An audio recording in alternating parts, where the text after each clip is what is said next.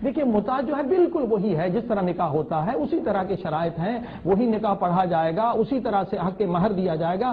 सिर्फ अब आप देखिए आज जो है किस कदर मुआशरे में जिना है। यानी एक बुजुर्ग ने कहा है कि अगर मुता मुसलमान इस पर पाबंदी न लगाते तो कोई इंसान जिना न करता, मगर वही लोग जिना करते जो बहुत बुरे होते, बहुत जालिम और फासिक होते। आज देखिए एक नौजवान है, आप वो यूनिवर्सिटी में पढ़ रहा है, काम करने जाता है, यहां घर से निकलता है यूनिवर्सिटी तक 1000 नंगी औरतों को देखता है। वो इंसान है, आखिर उसके जज्बात हैं।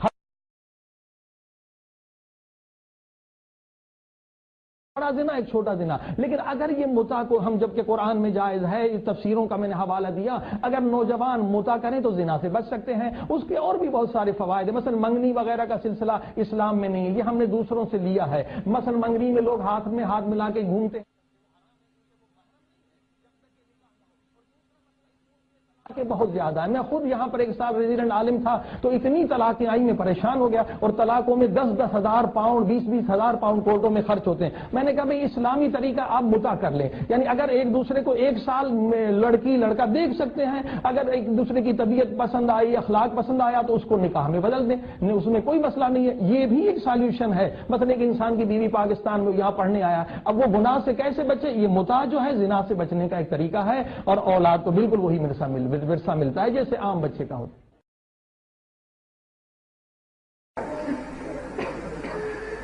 अगर कोई यहाँ बिच्छू खाना शुरू कर दे, हमें कोई परेशानी का जो तस्वुर है। अच्छा, ये कहाँ पे कुरान के अंदर है? ये कुरान के अंदर तो टेम्पररी मैरिज का कोई तस्वुर नहीं है। हराम है, हराम है, हराम है। हम आपके साथ इस मसले में। हाँ हराम है। हमने हल हो चुके हैं जी, we are fighting over the same thing. Right. अल्लामा साहब, my last question to you is कि क्या फिक़ह हनफी वालों को इजाजत है फिक़ह जाफरी वालों से मुता करने की? मैं अर्ज करूं आपकी खिदमत में जी कि ये एक निकाह है और हर मुसलमान दूसरे के साथ ये निकाह कर सकता है। मुसलमान के लिए इजाजत है अक़द करने की। सही है जी, इसमें कोई डिस्प्यूट फिक़ह का नहीं है, इसमें कोई डिस्प्यूट मसलक का नहीं है। अलबत्ता मैं ये एक आखिर में अर्ज करूंगा आपकी खिदमत में, असल मसले की बात यह है कि जिस तरह उन्होंने बात कही है, मैं बिल्कुल ही वादे कहूंगा कि एलानिया तौर पे किसी लड़की की किसी लड़के के साथ जो निस्बत है उसको लोग जानते हैं तो वाइफ और हस्बैंड के तौर पे जानते हैं, यानी शोहर बीवी के तौर पे जानते हैं।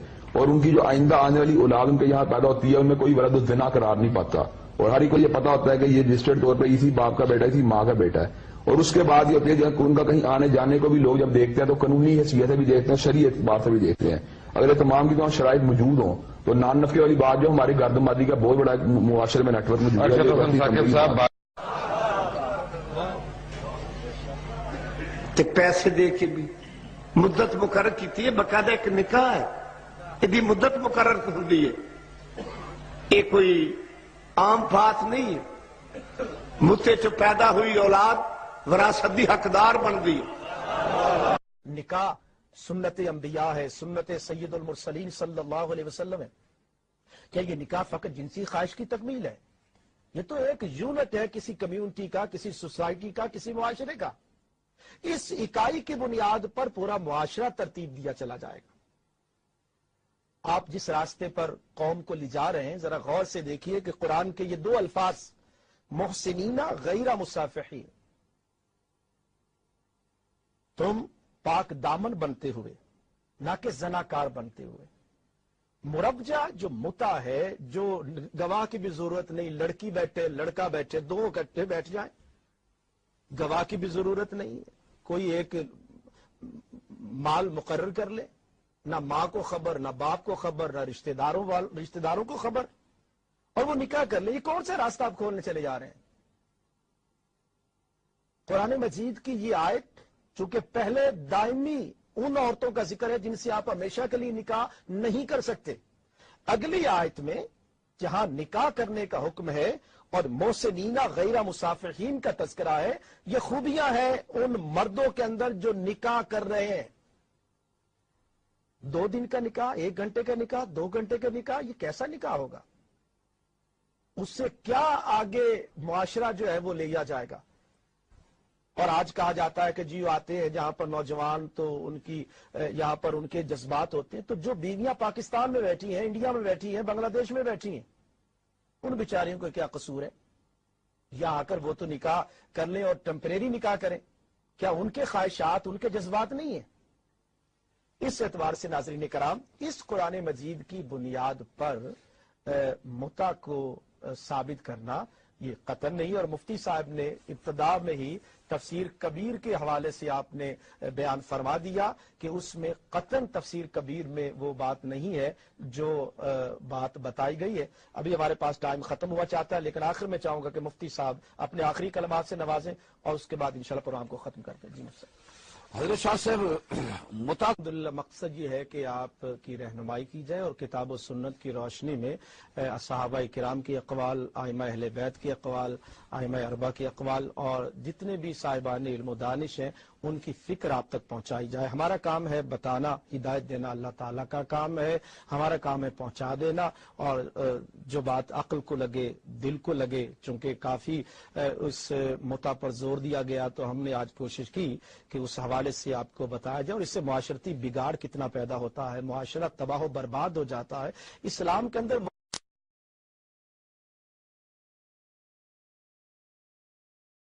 یہ بازار برصغیر کی مشہور طوائف نگریوں میں چوتھے نمبر پر ہے۔ پہلا کلکتہ، دوسرا بمبئی، تیسرا بنگلور اور چوتھا بڑا چکلا بازار حسن لاہور ہے۔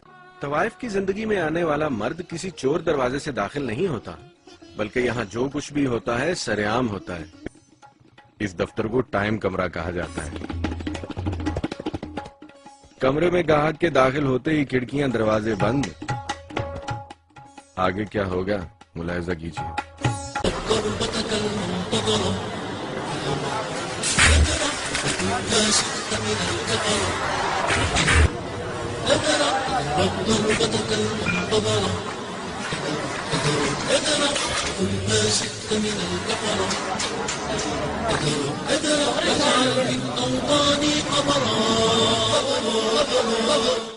بات جو آپ نے فرمائی تھی، یہ 1963 کا جو آئلی قانون ہے پاکستان کے اندر، اس کے اندر جو آبکاری ایکٹ جاری ہوا، مولانا ظفر احمد انصاری کی سفارشات تھی، وہ ان سفارشات کے موقع پر نواب مظفر قزلباش، علاقہ نواب صاحب لاہور سے، افسر رضا قزلباش کا والد، اس نے باقاعدہ طور پر دفاع کیا ٹیکسالی گیٹ کے گنجروں کا، اور دفاع اس انداز سے کیا کہ یہ لوگ آبکاری ایکٹ کے تحت نہیں آتے۔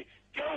اس لیے کہ یہ لوگ اس ناشری مذہب پر ہیں اور اس ناشری مذہب کے مطابق یہ نکاح بتا کرتے ہیں، لہذا جتنا بھی وہاں پہ کاروبار ہو رہا ہے اس کے لیے یہ شرط ہے کہ ان کے پاس اس ناشری مذہب ہونے کا سرٹیفکیٹ ہو، ان کے پاس کارڈ ہو، تب ان کو یہ دھندا کرنے کی اجازت ہے۔ جس کے پاس کارڈ نہیں اس کو اب بھی دھندا کرنے کی اجازت نہیں۔ سن 1963 کے آئلی قوانین کے وقت اور آبکاری ایکٹ کے پاس ہونے کے وقت نواب مظفر قزلباش نے اس بات کی باقاعدہ طور پر درخواست پیش کی، اور اس وقت ان کو دھندے والوں کو انہوں نے باقاعدہ ایک تحفظ فراہم کیا، اور آج تک ان کے دروازوں پر ان کا علم اور نشان بھی موجود ہے، اور ہر ایک کے پاس کارڈ کا ہونا بھی ضروری ہے۔ یہ اس بات کی دلیل ہے کہ کیسے سلسلہ مٹ جاتا مٹا کب ہے، اس کو تو باقاعدہ انہوں نے تحفظ فراہم کر دیا ہے۔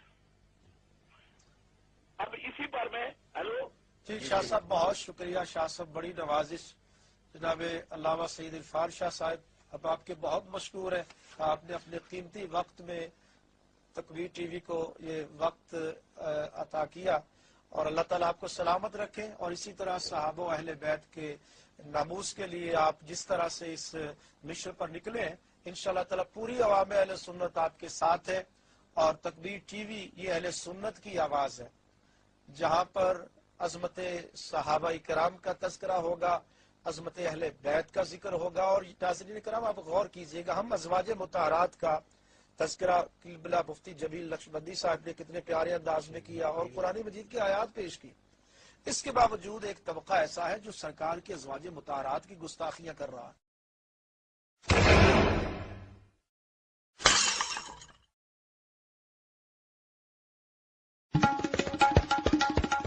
یہ ہے تاریخی شہر ملتان۔ چکنی مٹی والے اس شہر کی طوائفیں بہت مشہور ہیں۔ شہر کے عین وسط میں قدیم بازار حسن آباد ہے، جسے علاقائی زبان میں چکلا کہا جاتا ہے۔ اندازاً 500 کے قریب کنجر خاندان پشتوں سے اس چکلے میں جی رہے ہیں۔ ان سے ملیے، یہ ہیں استاد شوکت لودھی، ملتان کی کنجر برادری کے سربراہ۔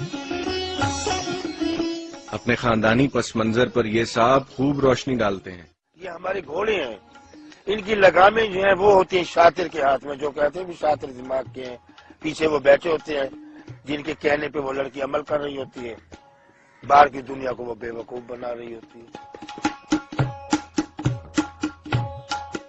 پبلک ریلیشننگ یعنی تعلقات عامہ طوائف کے کاروبار کا بنیادی حصہ ہے۔ بازار حسن میں مجرے کی دکان سجا کر بیٹھنا صرف گانے بجانے کی حد تک محدود نہیں، بلکہ اصل کہانی یہ ہے۔ اب دیکھ لیں کیسے چل چل طریقے سے نیاز بانٹ رہے ہیں، یہ نوکروں کا کام ہے بانٹنا، لیکن وہ ساتھ پھر رہے ہیں نا، نوکر بھی ساتھ ہیں لیکن یہ ساتھ ہے، کیونکہ سارے اب سب محلے میں سارے علاقے میں جو گھومے گی نہ جانے کتنی آنکھیں ہوں گی جو تر ہوں گی، کئی پیاسے ہوں گی جو ان کی پیاس بوجھے گی صرف شکل دیکھ کر، لیکن وہ نیاز بانٹ رہی ہے۔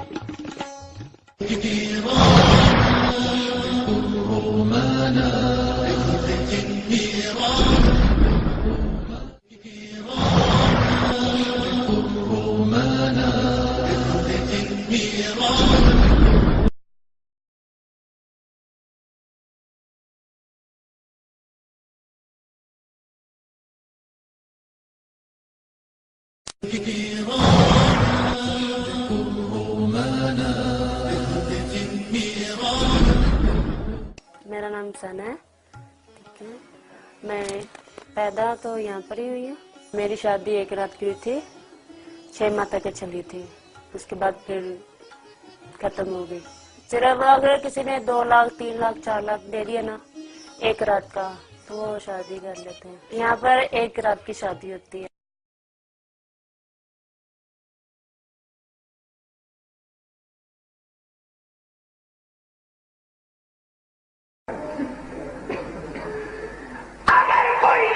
بچو کھانا شروع کر دے ہمیں کوئی پریشانی نہیں، یا جو گند کھانا شروع کرے ہمیں کوئی مسئلہ نہیں، اور ہماری طرف سے تو اپنی ساری گھر والوں والیوں کو مدعے پہ لگا دے، ہمیں کوئی فکر نہیں، ہمیں کوئی مسئلہ نہیں ہے، تو مدعا کاری یا مدعا کروا۔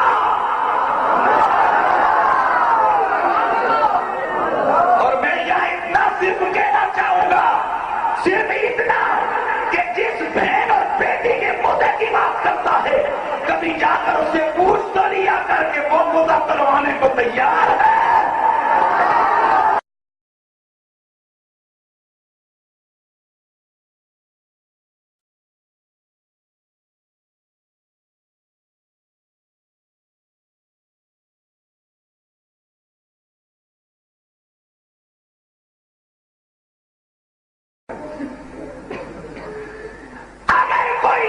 بچو کھانا شروع کر دے ہمیں کوئی پریشانی نہیں، یا جو